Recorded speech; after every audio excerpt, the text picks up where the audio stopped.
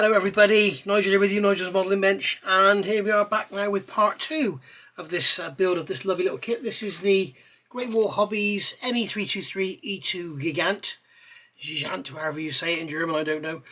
Basically it means giant. And yeah, if you remember in part 1 we got the wings all built up, we've built up the engines and all the landing gear and everything. It's all bagged up there, ready to go. We built up the rudder, fin, tailplane, elevators. So that's all done and ready to go on. It's all very, very nice indeed. We've done the wooden floor, we've done the roof.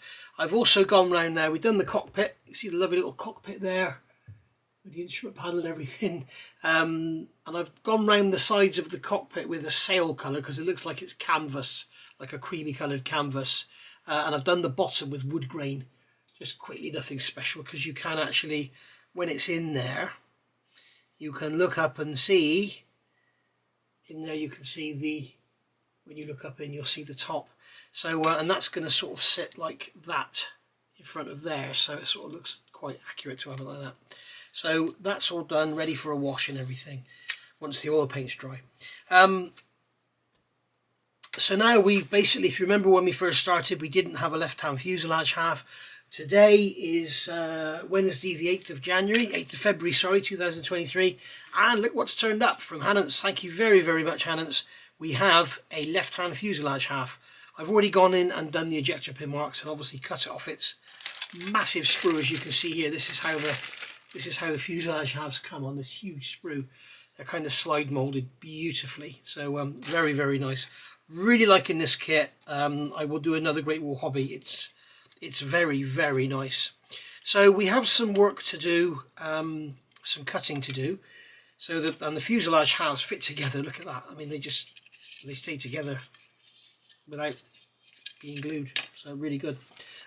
Whoops, throwing paper across the floor, across the bench. So let's get all of this out of the way. Oh, and there's our little half track and our tank that came with the kit as well. You've got a little Panzer one and a little is it KFC 250, little KFC 250 half track. So they've got to be painted and everything yet, but I thought I'll prime them at the same time as I do the fuselage. So in the fuselage here you can see we have some work to do. We've got some sections to cut out, some holes to drill in the back. Get those apart. We've got some sections to cut out here and some holes to drill in the back. And then we've got to put some clear parts. So just as I did with the wing, I think what I'll do is go around the edge of the clear parts and the edge of the fuselage with some black paint. In fact, I might spray this black rather than, I've just noticed there's a bit of flash down in there. I think I'll probably spray this black rather than use a pen, because it'll be a lot quicker, a lot easier, and I can prime those at the same time. And probably prime the whole inside of this thing black. But I think I'll get the holes cut out in the back first and get those glued on. So this is H16 and E6. So E6 is the gun, H16 is the little side piece there. So I've measured these and they're 1.2 mil, the pins on the back of there. So we'll drill these out. Let's get rid of these instructions because they mess up the white balance. So we'll drill these out 1.2. Not pushing. If you notice, I'm using ordinary drills rather than those horrible bloody PC board things, whatever they are. They're okay in a drill, but they're no good for manual drilling, as it were. There we go. So that one's gone in there. Now I'll do the same on this side. And these fuselage halves are obviously, they've made a sort of generic Me323 fuselage half, and it means that basically you, on another version you would cut that hole out there where my little finger is. On this one it's telling us to cut the big one out, so that's what we're going to do. So what I'm going to do here is just drill into there rather than try and cut it out with a knife. It is sort of sliced away for us, but I don't like going in with a knife and cutting into a corner. I'd rather get inside and shave it out rather than try and cut that section out. So that's what I'll do there, and then I've got a brand new knife blade, so we just cut through there. It's quite thick, that plastic. So basically I'll just cut through there and then go out to the side and then sort of carve it away like that, rather than, there we go. So you can see that I'm going to carve it away from the inside out rather than go straight to the line, because it's a bit risky. Sometimes you can slip and put a great gouge in it. You can imagine trying to repair a gouge in that lovely canvas surface would be difficult. So I'm going to get that done, then I'll get some spraying done, and then I'll probably fit the windows and get them masked up, and then we can get some painting done. The inside of here, they're kind of telling you to paint it C60, which is H70, which is RLMO2 grey. That's not correct. The frame is that colour, but the actual canvas was like red inside, so we'll probably do paint it black and then go in with some light grey or something, and then when we paint it red we can give it a bit of a distempered look. It's just for a bit of fun, really. So you're not going to see much when you look in there, because when they're closed up, as you can see, you can't see much in there at all. If you remember, I made that scratch built bit of floor, wherever that's gone. Where is it? There it is. I made this scratch built bit of floor to go in the back, so when you look in the back you don't see just a grey plastic floor, you actually see the wooden floor in there that you can't see because the light's not in there. There we go. Let's get the light in there and then you'll be able to see. There you go. Okay, so see you in a minute. And there we go. That's the insides of the fuselage halves all painted and looking good. I've also painted the little tank. I've been saying this is a Panzer 1, haven't I? It's actually a Panzer 2, stupid me. Panzer 1, of course, has got the big spoked wheels, hasn't it? Duh. And also the half track, the big seam, you can see in the front here, you can see the big seam inside, which you could see in between the seats. And I just thought, well, I'll chuck a bit of plastic card in there to cover it up, because I tried Mr. Surfacer, but of course Mr. Surfacer just dries into the seam. So I put a bit of plastic card at the bottom, and then I thought, well, I may as well put a little bulkhead in there as well. So I put a little bulkhead in there and sort of a bit of a rise for the driver's feet. And then on the back I've done the same there. So yeah, it sort of made the whole thing look a lot more respectable inside. And then when we put the top on, which is here, then basically that goes on like that. So you can see now inside we've got a decent bit of light in here. I will get the lighting sorted, I promise, guys. One of you has donated some money to me to help get the lighting sorted. I need to get my ass in gear and get it done. But the trouble is there's too many models to work on. But there we go. So all looking much better inside there. Right, so looking at these clear parts, let's get those out of the way. We need to be careful to make sure we get the right part, because they're all sort of slightly different. And you can also see on here that some of them have this, you can see they continue the tube through the clear part, which is really nice. So when you paint that, you'll see the tube on the outside, which is very, very thoughtful, very, very thorough. And they've also got the horizontal runners in them as well. So all very well done and beautifully thought about. So yeah, they all sit pretty flush except for this one here. This one window seems to stick out a mile. So I'll show you how I've done these. Somebody has actually asked if I could do a video about clear parts. So I hope you're watching this, because this will be your video about clear parts, for now at least. So, start from the back and going forward. So we've got K9. That's a right dog of a part, that one. So we've got K9 is there. So I'm going to remove the sprue nib, just like so, and remove the part from the sprue. I'm doing one at a time so as not to get them mixed up. And then what I'm going to do, rather than get in there with a sander, I'm just going to use a knife just to remove the excess of that sprue nib, because what we don't want to do is go sanding away and making the clear part small, because these fit in the apertures in the fuselage very, very well indeed. So just get rid of that sprue nib there.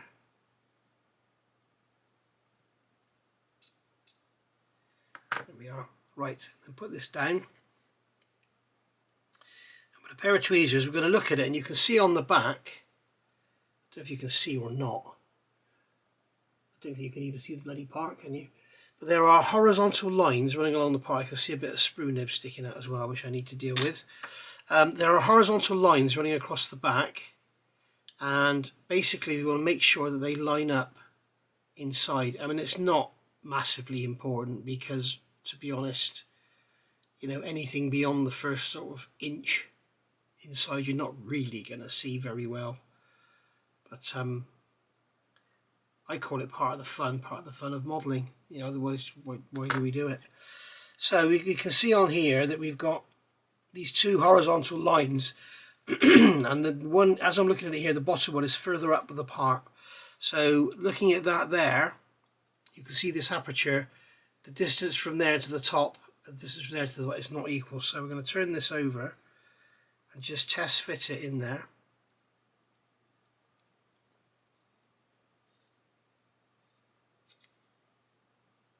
You can see how nice a fit it is. I mean, it'll stay in there without any glue and it fits beautifully. And those ribs, I've got it upside down. As I say, it doesn't really matter. Where did it go? There it is, in between my fingers. So what I'm doing now is get a permanent marker. The reason I do this, I've talked about this a million times before. I always exaggerate. When you look at the clear parts, when you look at them like this, when you look at them, you see a chrome shiny edge around them. So what I'm going to do is with a black magic marker or black permanent marker, is colour in the edges of the clear part like that. I do this on all my clear parts, and I'm going to turn it 90 degrees in the tweezers without dropping it. Okay, we'll hold it like that then instead, and then we'll just do the sides here. I have been doing this in my fingers. You can see the ink all over my fingers. It's difficult to get off. Probably not very good for you either, but hey ho.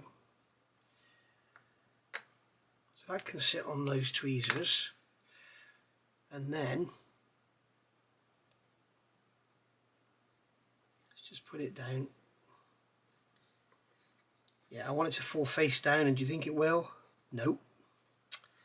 And we can drop that into there.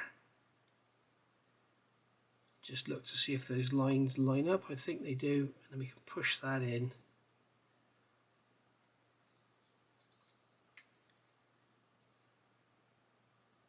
It's such a good fit. It needs to go in square. If you try and put it on an angle, it won't go in. So there we go. So that's fitted in there, and now you can see when we look at it, we don't have that horrible chrome edge. And if I do the one next to it and I don't put the black round, I'll show you. So the next one is K7. So here's sprue K, there's number 7. Get rid of that nib.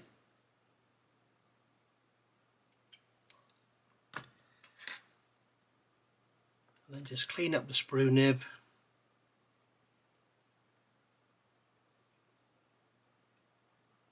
Just like so.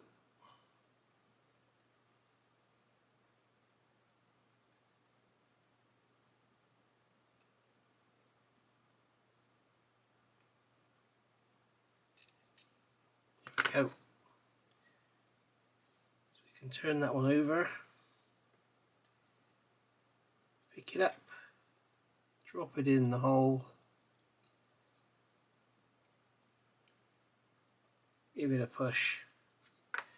And now I hope you can see the difference. When I hold it up to the light, you can see that this one has this bright, shiny ring all the way around the clear part, and this one doesn't. This one looks like it's a piece of clear on the surface. This one looks like a great big slab of clear plastic. You can see the difference there. Look, the difference is crazy. There you go, look. Okay, you can see it from the inside as well. This one is just sort of blended in, and this one has this huge clear thing around it. So what we do is we push that out just like so. Again, get the permanent marker, go all around the edge. It doesn't matter if it gets onto the glass because we can wipe it off afterwards with some IPA alcohol. You can also use extra Mr. Cutter leveling thinners, but don't use the Rapid or the tool cleaner because it marks the plastic.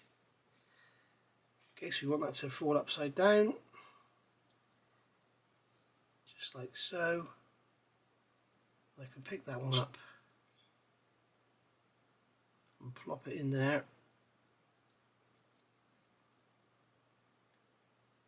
Do those ridges line up? Is it better that way round? Let's have a look.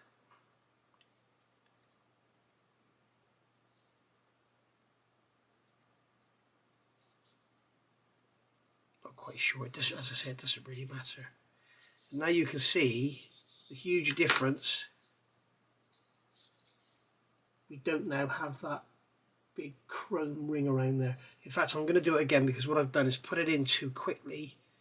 Ooh, misses.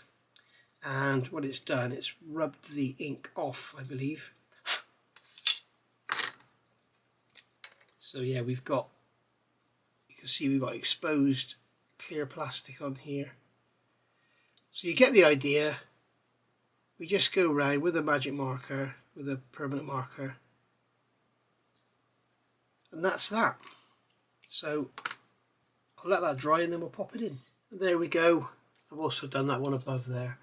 So you can see with the black ink around there, it really does make them look good.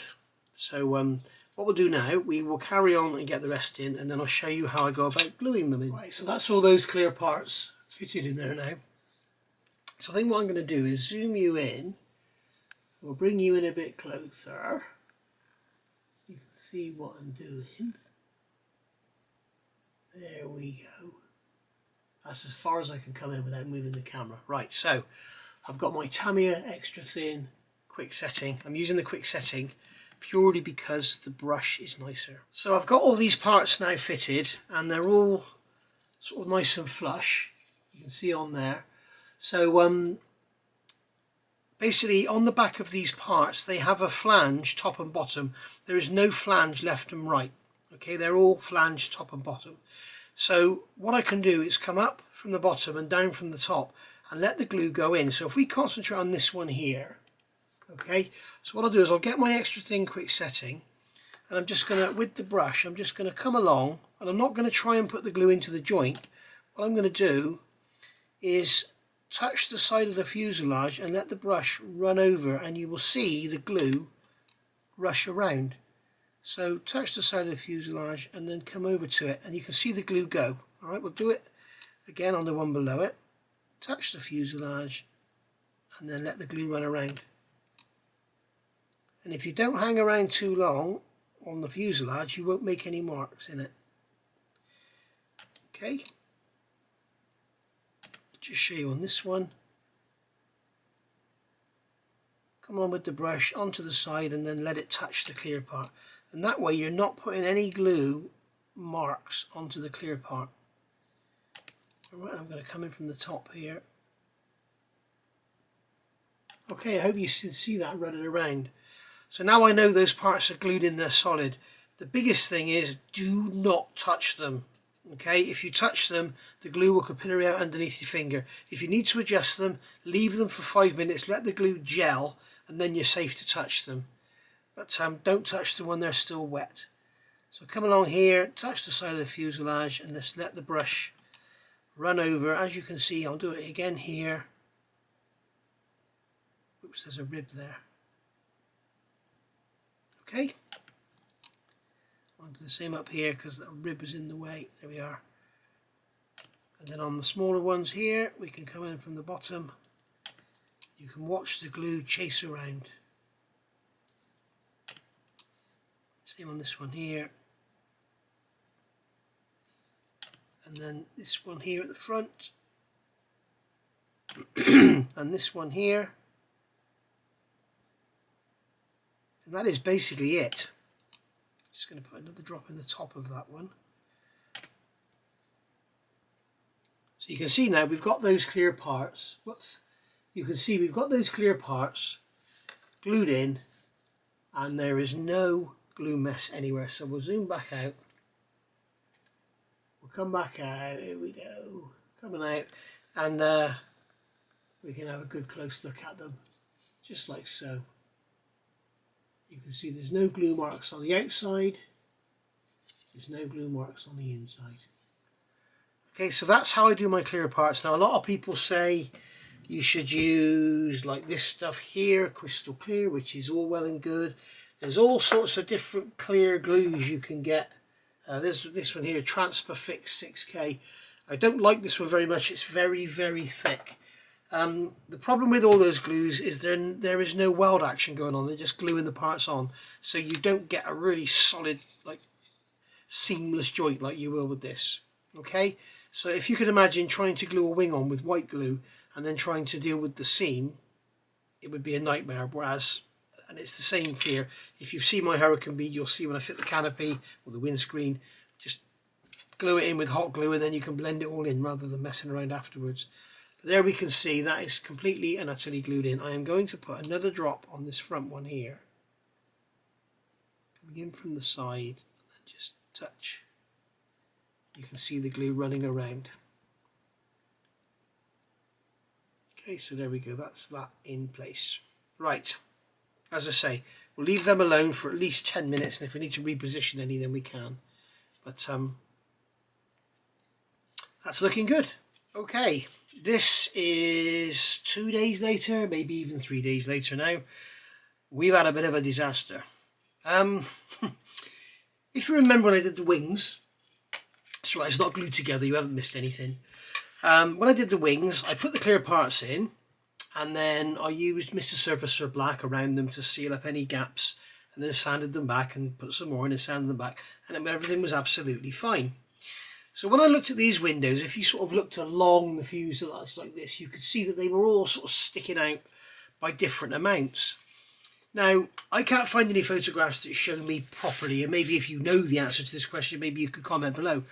But I would imagine, being that this was canvas, I would imagine these were perhaps like a soft vinyl that hung from the inside. I don't know. So therefore it would be sort of sewn into the canvas or attached into the canvas somehow, and would therefore be flush with the surface. So what I'm going to do, I'm going to put some Mr. Surface around them, and then I'm going to get them flush with the surface.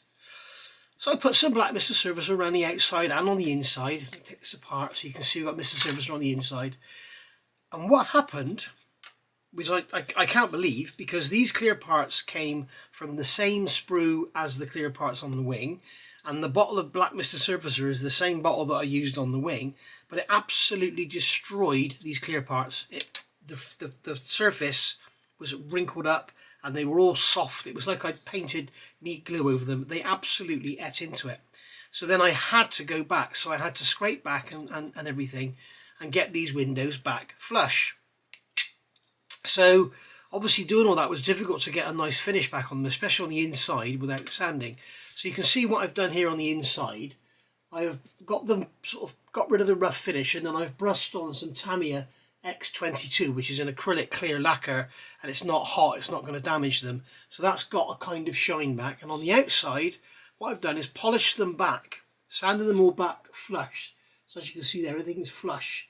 It's all blended in. And if I catch it in the light now, you can see that they're all sort of... And I think it's actually done me a favour. I think it's going to look a lot better than it would have done normally. So and what I've done is I've sprayed the side of this with Tamiya X22, and I've sprayed the whole side so you can see the whole side is shiny. So now what I can do is mask these windows off. But like if you look at this one here in particular, you can see if I catch it in the light, it's kind of blended in to the plastic. So it's probably a lot more realistic than it would have looked. So we shall have to see. I've done the same on this side, and obviously painted it all clear to get the shine back on the windows. And they're not actually that clear. They're not bad. If I grab the extra thin, you can see the green through there, but it's not going to be you're not going to be able to look through there and say, oh, that's an SDKFC 250 in there, or or that's, you'll probably be able to see the number of men you had stood there, but I don't think you can sort of see my finger behind, but it's not really very detailed, is it? So it's going to be okay. It's going to be okay. And bearing in mind, it's all underneath the wings anyway. So there we go. So my tip for the future, and what I'm going to do in the future, whenever I want to put Mr. Surfacer on clear parts, I think what I'm going to do is actually test it on the sprue first. Because that was really, really weird. You saw me do the wings. I mean, here, the wings are in the box over here. You watched me do them. You know, I've got them masked off there, ready to spray those. But you can see they're absolutely fine, and I had no issue whatsoever. So I really do not know what happened there. And I'm also thinking maybe that panel in there, above this machine gun, this is where a machine gun comes out, I'm thinking that should probably be clear as well. So I'm going to have to try and see my references, and maybe I'll look at the HPH one and see if it's got them and if there's a clear panel there. But there's also cutouts in the side there, so I wonder if I should cut them out and put some crystal clear in there. But we shall see. Maybe I'll just leave them as they are and paint them black, eh? But anyway, onwards and upwards. What we need to do now is mask these windows and get the insides painted. And so the painting is done. I've also masked the windows. As you can see, they've been masked inside and out. That's all looking good. On the inside, I've gone round, sprayed it black first, so that if you look through the windows, you'll see black. Then it's had a very light coat of pink, Mr. Surfacer pink, in between all the verticals. And then I've gone over with some smoke, just to sort of give it a highlight. And then when we paint the framing, it will sort of make the frame really pop. But first thing I want to do is I've got a brush here. This has the Mr. Metal Colour on it, and it's been on it for about 3 or 4 weeks. I don't really add to it, and just brush over. You can see the difference if you look at these two, and all I'm trying to do is highlight the framework further down in, so when you look in you can see something, but you're not going to see very much in there at all. So the idea here is that these horizontal lines here, I'm imagining are like little stringers, probably wood or whatever, but I just want to make them pop a little bit, just so it's not all this mono colour red. Oh, sorry, I painted the red colour is Tamiya LP16, which is basically the Japanese hull red for your bottom of your warships. So that's what that is. So there we go. As you can see, just dry brushing in there, do some more in there, get both sides to match. Just really get some colour onto those stringers. So there we go. As you can see, these windows are masked, so when this is all done and then coated, I will remove the masks from the inside, and I mustn't forget, because if I forget before I put the fuselage halves together, I'll be buggered. I've also painted this area here. Looking at the HPH model, it looks like they've got that red. The red is basically the doping they use on the canvas, and they doped it and then it will shrink and tighten down. But it looks like they probably doped it, then put you've got the wheel covers here. This one here, these go over the wheels, little sort of spats. They go over the wheels, and then obviously behind there stays red. So you shall see it's a right busy little kit as well. So it's going to come together very quickly. Once this is done, it's just a case of sticking it together, because we've got everything made now. So there we are. So what I've got to do now is think of a way of painting all this stuff in the German, the RLM02 grey. I don't know if I'm going to spray it or if I'm going to try and brush it. I really don't know, but I will think of something and I will let you know what I think of. And there we go, interior frames are painted. They're not perfect, but I think they're good enough, because when you put the fuselage halves together, really, you know, you can't really see a hell of a lot in there, to be honest, but they're good enough for what I want.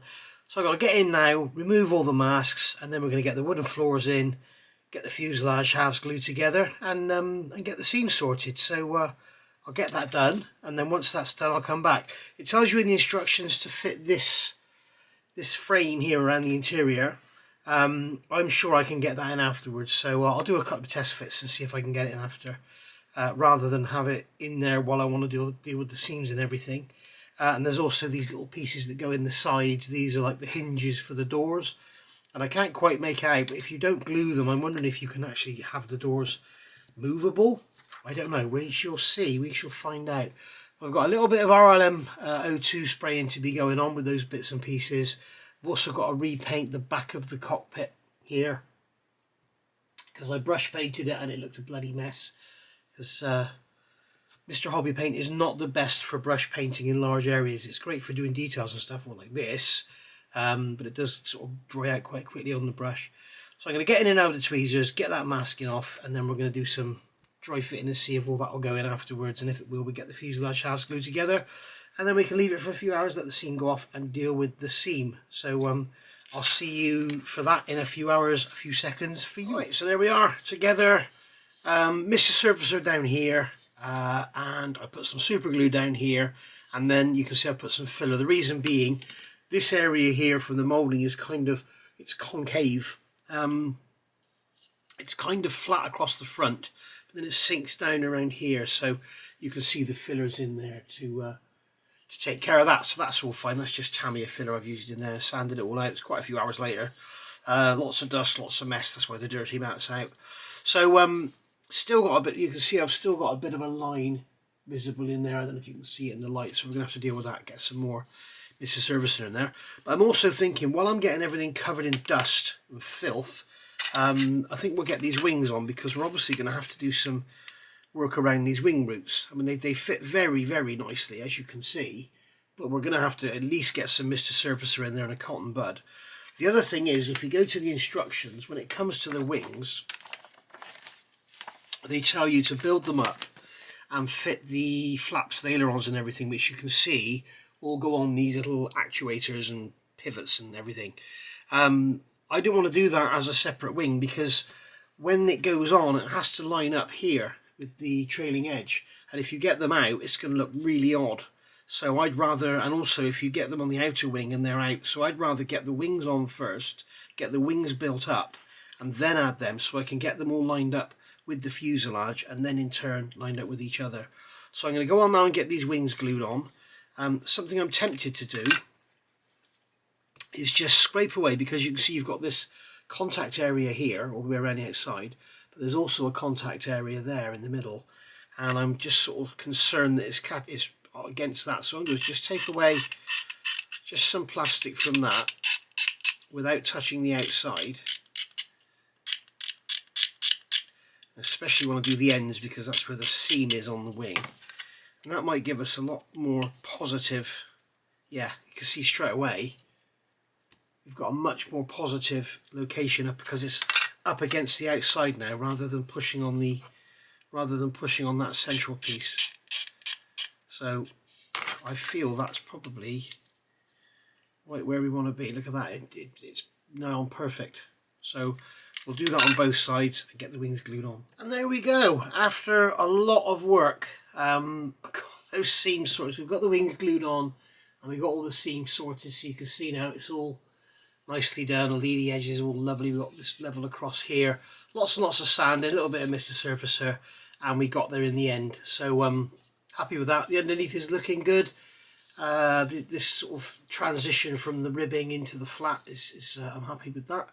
So no doubt that's canvas over wood or something, I'm guessing, on the bottom, or maybe even a sheet of metal, I don't know. But there we are. I'm not too sure about these raised portions on the wings. I'm not sure if they're accurate or not, but I'm not going to worry about that.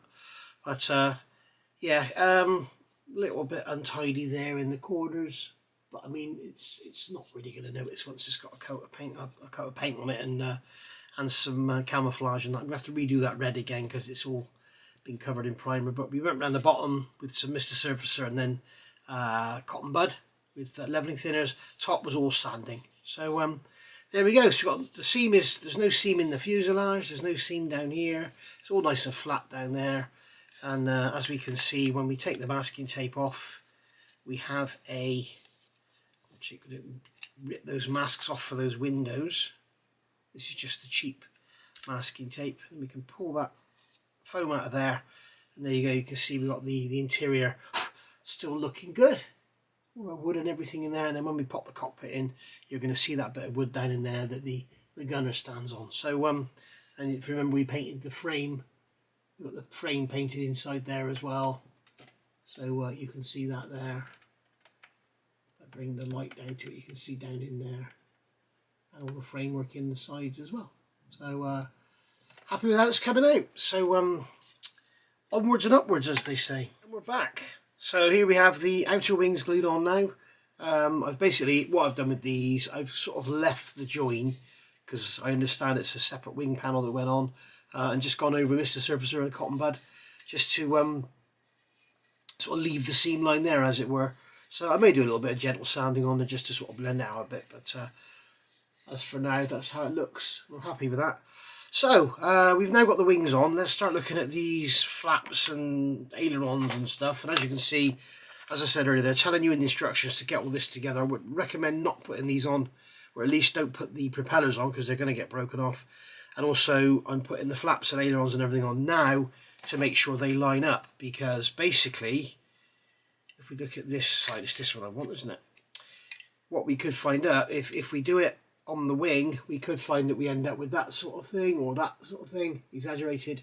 So I want to do it on the wing, on the aircraft, and then we can make sure that it all lines up and blends in smoothly there at the root. So there we go. So there's little tabs on there, and actually that just sits there on its own as well. So we've got these little actuators to go in as well. So I am going to put some extra thin quick setting into here, one drop in there and one drop in there, and then plonk this on like that. And now we have that in position. We know that that's where it needs to stay. So the thing I can do now is put a little tiny drop in there, because it's actually touching the fuselage, so the stronger the better. And then we've got all these little actuators to go on. You can see here we've got all these parts here. They're all different. If you look on the sprue, every one has its own number. There's no sort of symmetry here, so I would recommend getting them off one at a time. If you're new to the hobby, if you're not new to the hobby, you don't need advice like that. So basically this one here, F1, is going to be a bridge across that one and the next one. F2 is on its own, F28 is on its own, and F30 is on its own. So we can fit F2 just like so. I'm not going to do all this on camera, just a little few bits and pieces. So what I'm going to do is get my pointy tool, just get the dust out of there from where I've been sanding, and then get this in the tweezers again. It's a very impressive little model, this, I must be honest. It's 144th scale, so it's tiny. You know, for someone who likes 32nd scale, it's tiny. But it's very impressive. Very impressive indeed.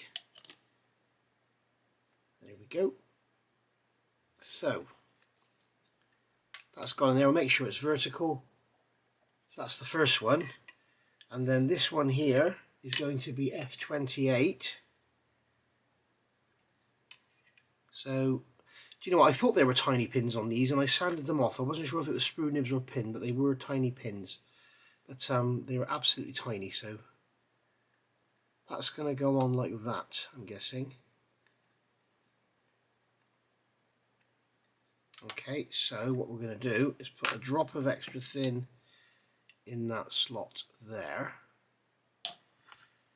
and then pick this up, and hopefully the glue will still be wet enough just to tack it in place. There we go. And then we can line those up over those holes, and then just get our extra thin and just put a drop there and a drop there, and I'll put another drop at the front edge there. There we go.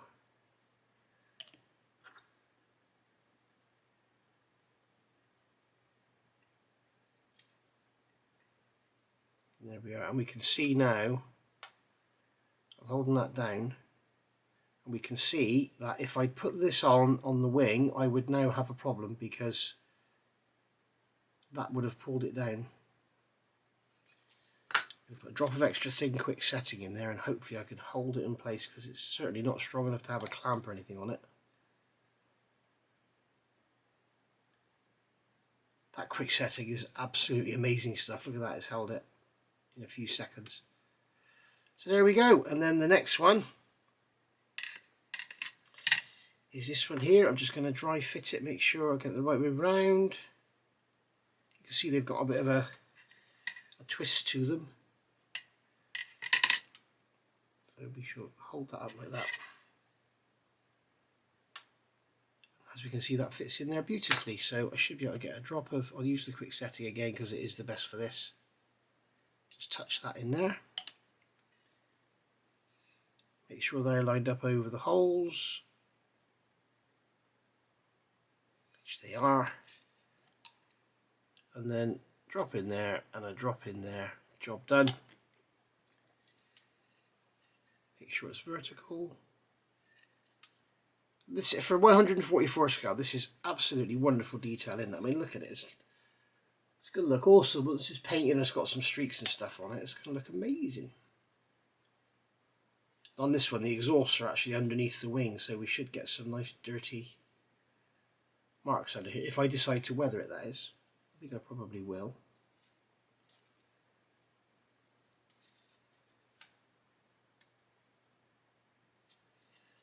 So there we go. So that's that. That's flap number one. So I'm going to go on and get the rest done off camera, because you don't need to see me doing all that, do you? And then I'll come back when they're all done. And there we are. We have all our flaps and ailerons and everything on. And boy oh boy, they look nice. I've also fitted the tailplane and fin assembly and fitted the supports underneath, as you can see. So that's all looking lovely as well. I've also fitted this little skid on there. Just really sort of trying to get it all finished up now. I didn't show you fitting these hinges. They move around. I don't know how they're going to work. We shall see. But they move around in two planes. They slide in and out. And that frame there, they tell you to put it in as you're putting this fuselage together. It will actually go in afterwards. You just have to remove some plastic from the pins at the bottom, because they fit next to the floor. And as you can see, I've masked the end of the floor and just sprayed all the bottom here red, which is the colour of the doped linen. So I was thinking, actually, I don't think I mentioned this before. I think this model, if Great War Hobby are watching, which I very, very much doubt they are, I think this model would lend itself very well to having the fuselage sides moulded in clear. That way you could mould the windows in as one and get them all blended in with the canvas, which would look bloody awesome. And also, then you could paint the inside with the red colour and do it quite thin, and then when you paint the outside you could paint the camouflage, and you'd be able to see the camouflage through the red from the inside, which would be quite accurate. So I don't know, it was just a thought I had, but it certainly would be a hell of a lot easier than fitting all these little windows. If there's one downside to this kit, the only complaint I have is these clear parts. None of them fit very well. I fitted the ones in the nose here for the forward machine guns, and they stuck out a hell of a lot, and I had to do some carving around to get them to go in a bit deeper. And yeah, it's all of the clear parts seem to really stick out. Now, as I say, these here on the wings, I think they're supposed to stick out a bit, but they're not even accurate, because that's supposed to be one piece of glazing around the front there, and it's actually split into two, so I may have to put some gloss black paint in there. We shall see. But overall, really, really chuffed with it. Very, very nice. And you can see the detail on those flaps underneath. You've got those little actuators and everything there. They're looking lovely. So very, very nice. Very, very pleased with it indeed. And you can see it's quite a size as well. So it's about 38 centimeters wingspan. So big old thing. So I'm going to get on now. We've got if you remember in part one we did the engines. So we've got the engine and I keep calling it suspension. I suppose it is suspension and undercarriage. I don't know if it had suspension. We've also got the exhausts in there, and yes, I have drilled them. So I'm not fitting them yet until afterwards, because they get broken off. But the engines are basically going to go on like that with I think these are intakes here on the sides. So they're going to fit on like that. And then I think we're going to have to do a bit of work, a bit of Mr. Surfacer. I don't know, I have to look at the real things. I'm not sure if there's supposed to be like a step there or not, but there's certainly a step on the kit. So we'll go from there. And no, I haven't fitted the propellers yet because they are very, very small and very, very fragile, and they will get snapped off if you stick it on its back. You're just going to snap the props off, so we'll have to be careful of that. We've also got this support thing that goes on the bottom here, and that's going to go in like that. No, it's like that, isn't it? That's right, it's that way up. So you've got a tab on here, so if you want it in the folded up in flight position, you would cut this tab off, okay, and glue it in that way. And if you want it down in the at rest position, you cut that tab off, and then that's going to go up into there like so, and support the rear fuselage when it's on its wheels, so it'll keep it nose down. So we'll be using that in its loaded position, because obviously why would you not display this with its doors open and have a tank on the ramps? You have your ramps on here like that, straight obviously, not bent like I've got them. Oh, go on. And then you'd have your tank on the ramps, wouldn't you? Or even have your tank sat inside there poking out, and it gives the whole thing, whoops, it gives the whole thing a sense of size, because you've got your little Panzer II in there. So, and then you've got your half track as well, look, you can have that part next to it. So yeah, very nice indeed. Right, let's push on. There we are, guys. That's the engines and the undercarriage fitted. I had to be a little bit careful with the lining up the engines because they're pricking a top hat fit. So you need to sort of make sure they're all, so those intakes, I think they're intakes, are vertically lined up. And if you look closely at them, you will see, I can't remember if I mentioned it before, but I drilled them out. So that was a nightmare. And as I said, I've also drilled the exhaust. I've also fitted the undercarriage. Lovely fit on that. If you remember, I built them up and I used the fuselage sides to build them up. The front wheels have a little bit of caster going on. I kind of wonder if they've got the part numbers mixed up on these two parts. That one there, where are we? That one there and that one there. Let's see what part numbers they are. It's right at the beginning, isn't it? Parts number H14 and H13. I'm kind of wondering if they've got them mixed up, because it's kind of like they felt like they were slightly too long, and these are definitely too long. So sorry, they felt like they're a bit too short and these are too long. So it's kind of, I would try swapping them around and perhaps do a little dry build. I didn't notice I had positive caster like that when I built them up, but I'm not going to worry about it, because you can't, once you've got the covers on. There's the covers, I got them here painted the inside in RLMO2. So once we've got the covers on, I don't think we're really going to see it, to be honest. But, let's see how we look with them on. As you can see, you can't really see it. I guess you can if you look at the front. But I think that'll do. I'm not going to fuss about it too much. I mean, it'd be so difficult to change now. But there we go. Perhaps I could push them in a bit further. Close them down a bit. Maybe pull these down a touch. I mean, it doesn't actually sit on these wheels anyway, so it doesn't need to be particularly strong, but that, I've used extra thin quick setting and they are literally welded in place in only a few minutes. That's incredible. So I'm just sort of basically pulling them about. Just, I don't want to break anything, but there we go. That's a lot better. That's a lot better than it was. But, there we go. Maybe they had positive caster. I don't know. But there we are. So once that support goes under the back, I'm not sure how it's going to sit on its wheels. But let's have a look. That hole is full of sanding dust, I think. Yeah, look at that. Loads of it. All bonded in with Mr. Surfacer Primer. So there's a good one for you guys, which I normally do, and obviously here I forgot, is make sure you've got all your sanding dust out before you start painting things, because it can cause you a lot of problems, especially if you're painting like fuselage interiors and the holes where the pins go in the fuselage get blocked up, that can be a bit of a mess. So that's just, there we go, that's gone in there now. So it's going to sit, oh, it's actually sitting quite flat. That's really nice. That's really, really nice. That looks bloody great, I've got to be honest. So when I keep saying this, that looks great, and I'm not blowing my own trumpet, I'm just commenting on how nice the kit is. I'm not trying to say that I'm an awesome model or anything. The other thing I noticed when you put these in, the pins are a lot smaller than the holes they go in. So when you glue them in, put your aircraft down, let them sort of start to gel off. Put your aircraft down gently and then measure the height of the wing tips. Okay, because what I found was there was a hell of a difference. There was about a 6mm difference side to side, because it's such a wide wingspan. It only takes a small amount of movement there, and you've got a hell of a difference here. And it was noticeably lopsided. So check that, and then once it's all good, sit it like that.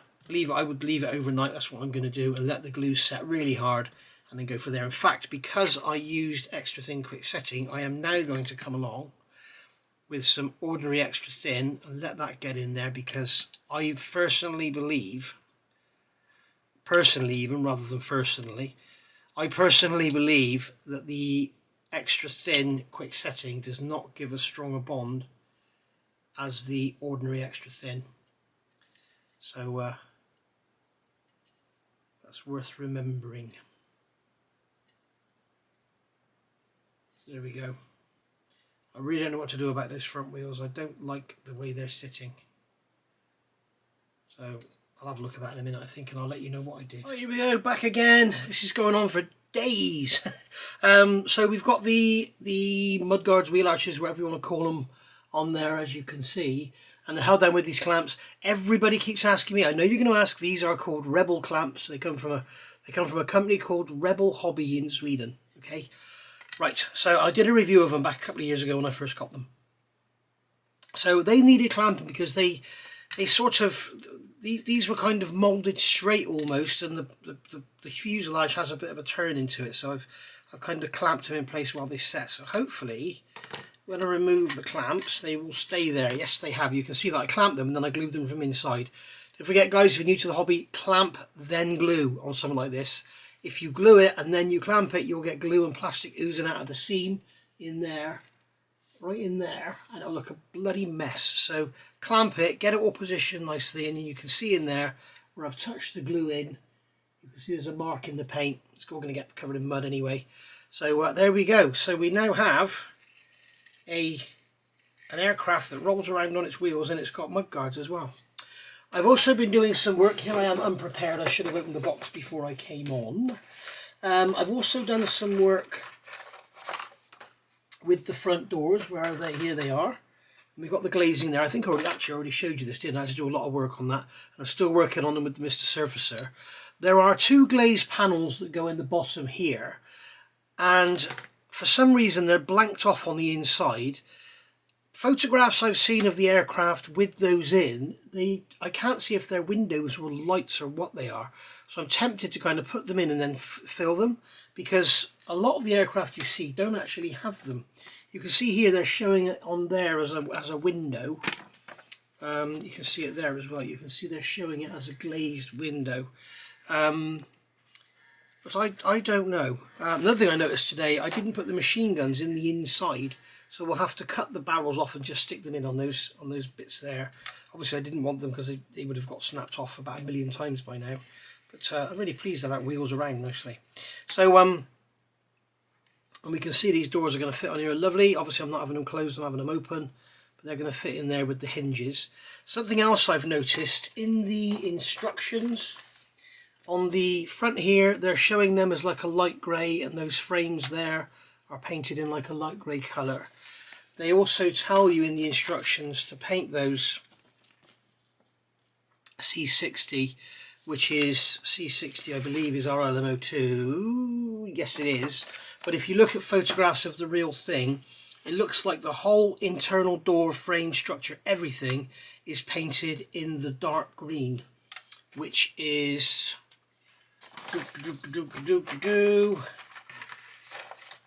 it's RLM 70. So it looks like those are all painted in dark green, obviously, so they didn't stick out too much when they were open. If they'd left them red, or painted them in the RLM02, they might have stuck out a bit. I've also noticed on here they're telling you to paint the wheel centers black. I've done mine in RLM02. I think it looks a lot better. I've seen images of both, so you pays your money, takes your choice. I haven't fitted the exhaust yet. I'm going to fit the exhaust after I've painted the bottom. I haven't fitted the cockpit yet. I wanted to get all the sanding work and everything done first. The next thing I've got to do now is fit these supports into the wings, which, as you can see, they go in. It's going to be after that, isn't it?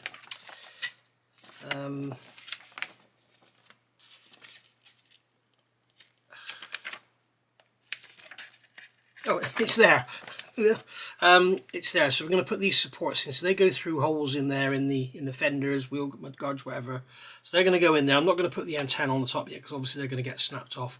And I'm not going to fit the clear part until I spray the top for fear that I'll scratch it. So what we'll do is we'll put these wing supports in, and then I think we'll call it a day for this one, and then I'll go away and get it painted and everything. And you can come back in part 3. Part 3, this is part 2, isn't it? Part 3, and see how it all looks. Well guys, all I can say is that is incredible. I mean, this is the assembly here, F-14, F-16, F-18, 3 of my favourite aircraft. And shame we've got F-15 over there because I don't, yeah.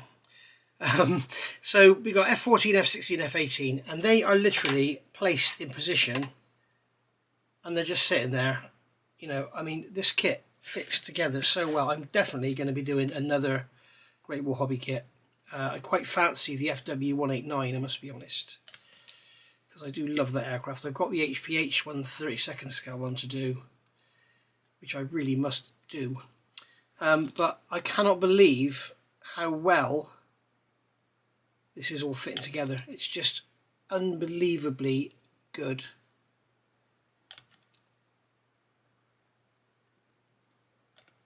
There we go. Put too much glue in there, that's going to leave a mark behind, but never mind. And we'll just put a drop of glue on there just to secure that in there. But yeah, so there's our wing support in place. So it's really sort of starting to look like a proper Gigant, however you say it. So that is such a beautiful little model. I mean, the detail on it is just, for 144 scale, it's just absolutely awesome. So I need to go and get the other one done, and then we'll let that dry, and then I'm going to get it primed, see how it all looks, and then I'm going to start getting some colour on it. Now, I'm not going to bother filming me getting colour on it. You've seen me do it. You can see my Spitfire build, you can see my Hurricane build. I'm just going to do the same thing. It's just going to be spray the bottom. Well, I'll probably put some pre-shading on, some light pre-shading because it's so small, and then do the bottom, and then, you know, mask the top and everything. I believe the Germans had a sharp edge to their camo. I must check it out. But anyway, we will see. That's great how that wheels around like that.